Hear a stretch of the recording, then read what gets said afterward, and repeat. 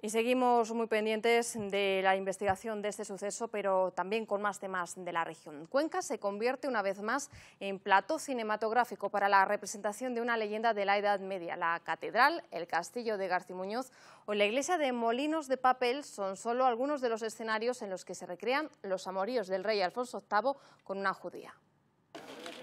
¡Acción! ¡Moveros! Comienza el rodaje para reconstruir La Judía de Toledo, una conocida leyenda de pasión, celos y traiciones. Es el último trabajo del joven cineasta conquense Dorian Sanz, que en esta ocasión se ha rodeado de un equipo de 40 voluntarios para recrear su viaje al medievo. ¿Qué te ha pasado, gran señor?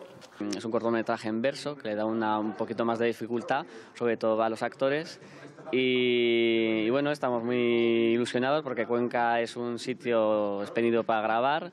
Hay un montón de, pues eso, si queremos rocas o castillos y tal. El recién rehabilitado castillo de Garcimuñoz ha sido escenario del encierro del rey con la hebrea.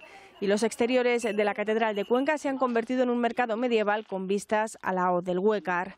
Un documentado trabajo de recreación histórica que ha sido posible gracias a la colaboración del Grupo Conca. Encantados y muy satisfechos de poder aportar toda esta vestimentas y medios que están documentados, que están contrastados y que tiene ese rigor histórico que nosotros, en definitiva, lo que pretendemos difundir.